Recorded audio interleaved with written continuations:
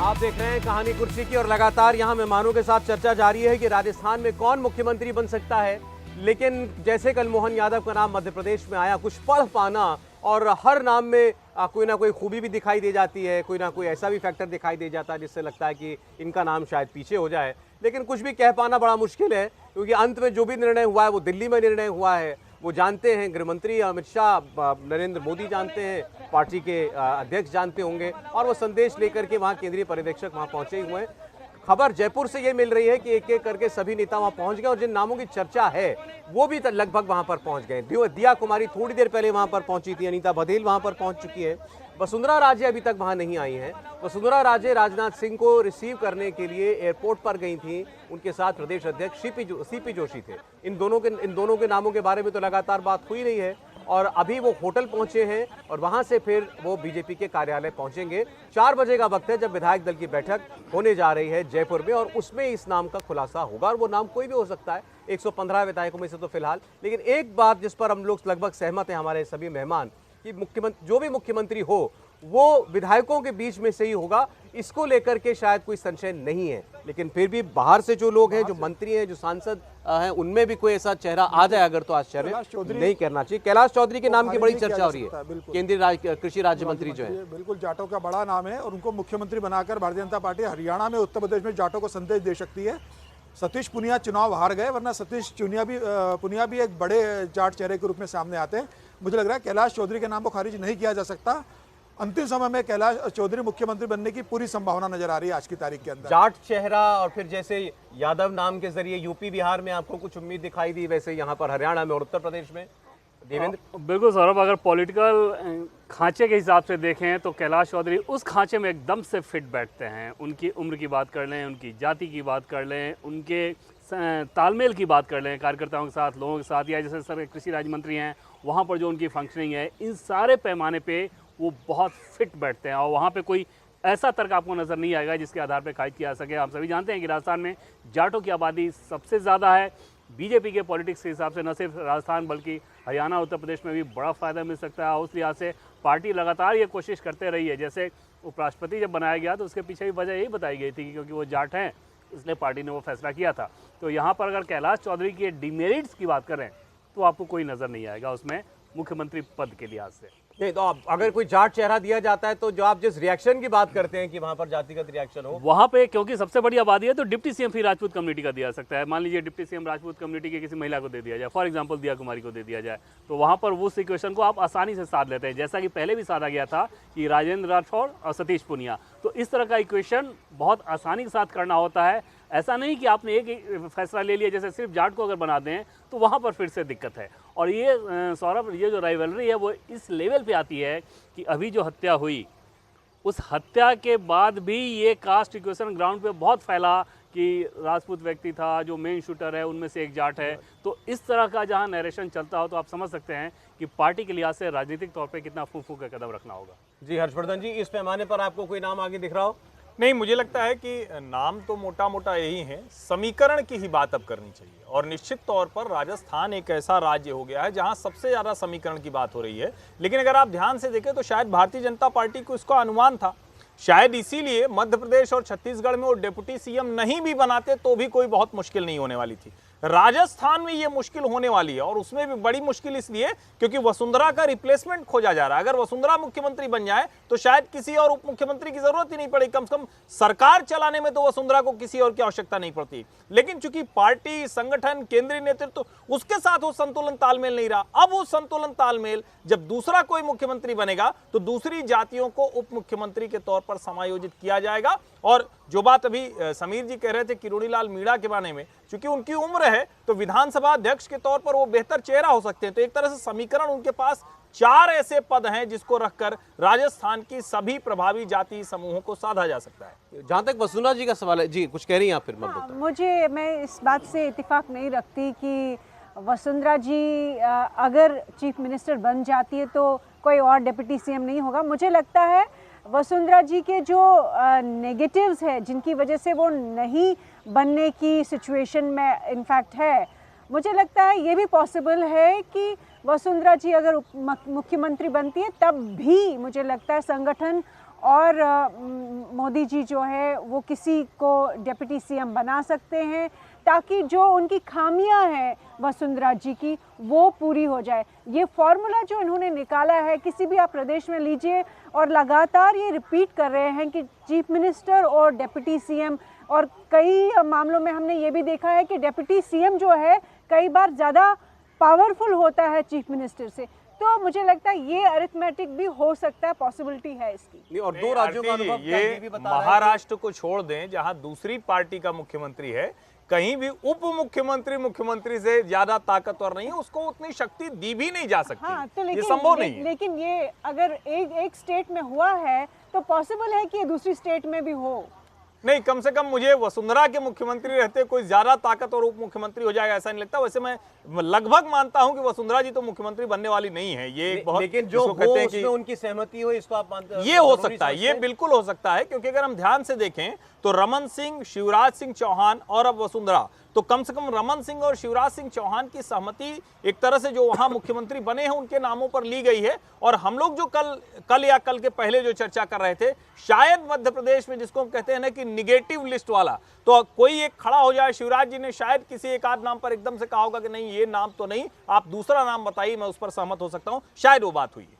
नहीं, जैसे छत्तीसगढ़ के अंदर आपने रमन सिंह को एडजस्ट कर ही दिया, उनकी सीनियरिटी को एक तरीके से आपने सम्मान दिया है। शिवराज सिंह चौहान के सामने उनके किसी बिल्कुल डायरेक्ट राइवल को या प्रतिद्वंदी को आपने नहीं बनाया है। ऐसे वसुंधरा राजे को भी अगर आप एग्जिट भी दिखा रहे तो एक ऑनरेबल एग्जिट होना चाहिए। सौरभ, उन दोनों राज्यों की तुलना में उन दोनों राज्यों में आपका फैसला ऐच्छिक हो सकता है, यानी कि आप चाहें या ना चाहें वो आप कर सकते हैं, आपकी मर्जी, उसका कोई नुकसान नहीं होने वाला है। राजस्थान में उसका नुकसान होगा। और वसुंधरा राजे सिंधिया के बारे में आपने देखा कि जैसे ही उन्होंने अपने आप को, वो हमेशा यही करती हैं कि अगर पार्टी से नाराज़ होती हैं अपने आप को घर में बंद कर लेती हैं। शुरू के आप कार्यक्रमों को देखें तो पार्टी के नेता उन्हें बहुत ज़्यादा महत्व देते नज़र नहीं आए। बाद में आपने देखा कि सब कुछ ऐसा लगने लगा कि बहुत कुछ ठीक हो गया है, क्योंकि वसुंधरा राजे सिंधिया वोट खींचती हैं और उनका जो एक्स फैक्टर जिसे कहते हैं ना पॉलिटिशियन में, वो उनके अंदर बहुत ज़्यादा है। कई मौक़ों पे उन्होंने दिखाया है। एक बार एक कार्यक्रम में सौरभ मुझे याद है कि जयपुर में उनको ये मैसेज दिया गया कि मंच पे आपके लिए जगह नहीं है। पार्टी का कोई कार्यक्रम था, वसुंधरा राजे सिंधिया पहुंची और लोगों में जो महिलाएं जहां बैठी थी उनके भी जाके वो बैठ गई थी। अब जितने टीवी कैमरा थे सब वसुंधरा राजे सिंधिया को दिखा रहे हैं और उसके बाद मंच से अनाउंसमेंट शुरू हो गया कि वसुंधरा राजे जी आप आइए, मंच पे आपकी जगह है। आधा घंटा 40 मिनट तक वो वहीं बैठी रहीं। उसके बाद पार्टी के संगठन महामंत्री जब गए तब उन्होंने वसुंधरा जी ने कहा कि अरे मुझे तो ये बताया गया था कि मेरी मंच पे जगह नहीं, तो मैं आराम से यहाँ पे कार्यकर्ताओं के बीच बैठ गई थी। ये उनका स्टाइल है। तो वो इस तरह से जब पॉलिटिक्स करती हैं, बहुत स्मार्ट पॉलिटिशियन है। तो आप समझ सकते हैं कि लोकसभा चुनाव से पहले कम से कम 4-5 ज़िले तो ऐसे हैं जहाँ पर वसुंधरा राजे सिंधिया की सख्त ज़रूरत पड़ेगी और वहाँ पर पार्टी बिल्कुल भी ये मैसेज नहीं देना चाहेगी कि वसुंधरा राजे सिंधिया को झटका दे दिया जाए। फिर एक बार चलें जयपुर, पवन नारा, उनके पास कुछ अपडेट है। जी पवन, बताइए।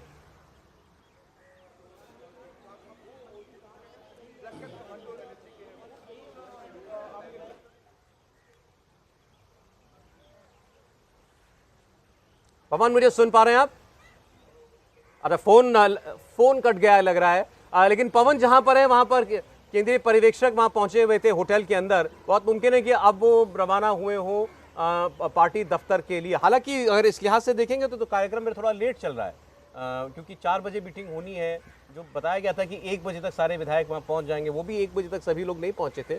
फिर भी अब पौने 1 से 3 के बीच में सबको वहां पहुंचना था। 1 से 3 के बीच में, और उसके बाद 4 बजे से विधायक दल की बैठक होनी है। मुझे लगता नहीं कि इसमें कोई बहुत ज़्यादा समय का फेरबदल होगा, क्योंकि राजनाथ सिंह का जो लौटने का कार्यक्रम है वो 6:30 बजे से, वहाँ से जयपुर से वापस दिल्ली लौटने का भी उनका समय है। तो 6:30 बजे अगर उनको वापस लौटना है तो मतलब हम उम्मीद कर सकते हैं कि 4 से 5 के बीच में कोई नाम पता चल जाएगा। बिल्कुल बैठक शुरू हो गया। बैठक शुरू होने के थोड़ी देर के अंदर आप सुनेंगे कि वो नाम सामने आ गया और समझा जा सकता है कि हर एक नेता, राजस्थान के जैसे जितने बड़े नेता हैं सौरभ, लगातार उनको टटोला गया है। कल रात भी किसी को कोई जानकारी नहीं है। और मध्य प्रदेश के बाद तो वो सीधे उदाहरण दे रहे हैं कि मध्य प्रदेश के बाद भी आप ये सवाल पूछ रहे हैं, तो आप समझ सकते हैं कि क्या स्थिति है। और इतने सारे बड़े नाम हैं, कई बड़े नाम तो दिल्ली में उनकी पॉलिटिक्स है, लेकिन उन्हें भी कोई भनक नहीं। इन बड़े नामों में अगर बात करें समीर जी, तो ऐसे नाम जिन पर वसुंधरा राजे कुछ आपत्ति शायद ना हो, आप समझते हैं कोई ऐसे चेहरे हैं? देखिए, मुझे लगता है कि जिस तरह से राजनीति प्रधानमंत्री मोदी और अमित शाह कर रहे हैं फिलहाल की तरह से, जो निर्णय ले रहे हैं, वसुंधरा की नाराजगी को बहुत ज़्यादा मायने नहीं रखेगी। हालांकि ये तय है कि जिन्हें तय कर लिया होगा प्रधानमंत्री मोदी ने कि इन्हें राजस्थान का मुख्यमंत्री बनाना है, तो वसुंधरा को उस नाम पे तैयार होना पड़ेगा, भले ही वसुंधरा उस नाम से सहमत हो या ना हो। लेकिन फिर भी पार्टी ये देखेगी कि 2024 का चुनाव सामने कुछ ही दिनों में जाना है, वहाँ पर वसुंधरा फैक्टर कोई ऐसा ना हो कि उस समय कुछ चुनौती मिले या किसी तरह की अपरिस्थिति उत्पन्न हो और 25 की 25 सीटें जीतने में किसी तरह की मुश्किलें उत्पन्न हो। तो मुझे लग रहा है भारतीय जनता पार्टी इस बात को भी बिल्कुल ध्यान रखेगी कि चुनाव के पहले वसुंधरा को नाराज करना पार्टी के लिए नुकसानदायक हो सकता है। उससे वसुंधरा को भरोसे में लिया जाएगा, तो वसुंधरा को भरोसे में लेके ही मुख्यमंत्री तय किया जाएगा। वसुंधरा की इसमें इंटरेस्ट बहुत कम होगा मुख्यमंत्री कौन बन रहा है, वसुंधरा का इंटरेस्ट इसमें ज्यादा होगा कि मुझे क्या दिया जा रहा है। कोई वरिष्ठ व्यक्ति वहाँ पहुंचे, किरीटलाल मीणा हो शायद, उनसे बात करने की कोशिश जो है वहाँ मीडिया कर्मी कर रहे हैं, लेकिन कोई कुछ बोलने के लिए तैयार नहीं है, कोई विधायक कुछ नहीं कह रहा। कल कम से कम कुछ लोग ये तो कह रहे थे कि ओबीसी चेहरा होना चाहिए जो भी हो, लेकिन यहाँ तो ऐसी भी कोई टिप्पणी करने के लिए तैयार नहीं है। कोई विधायक किसी का नाम बढ़ाने की कोई कोशिश नहीं करा, और अब ऐसी कोई नारेबाजी भी आपको दिखाई नहीं दे रही है जो कल बीजेपी दफ्तर भोपाल में आपको दिखाई दे रही थी। शिवराज सिंह चौहान के नारे कोई लगा रहा था, कोई वहां पर किसी और नेता को, जैसे ज्योतिरादित्य सिंधिया के बहुत सारे समर्थक वहां पहुंच उसमें बड़ा एक मजेदार किस्सा हुआ था, जो ज्योतिरादित्य सिंधिया और शिवराज सिंह चौहान के नाम के नारे लगा रहे थे। जब जैसे ही मोहन यादव का नाम आया, ये लोग मोहन यादव के नाम के नारे लगाने लगे थे। वही लोग मोहन यादव के नाम के नारे लगाते वहां पर। पवन नारा के पास चलते हैं एक बार। पवन बताइएगा जरा, राजनाथ सिंह, वसुंधरा राजे, सीपी जोशी सब एक साथ थे, वहां पहुंचे थे, वहां पर क्या अपडेट है? बिल्कुल, अभी भी वो सब अंदर यही मौजूद हैं। हमें बताया गया है कि वसुंधरा राजे और राजनाथ सिंह के बीच 1-on-1 मुलाकात हुई है, लगभग 15 मिनट की ये मुलाकात यही हुई है। और दिलचस्प बात यह है कि स्टेट लीडरशिप की तरफ से 2 ही लीडर यहां पे दिखाई दिए हैं, सीपी जोशी और वसुंधरा राजे।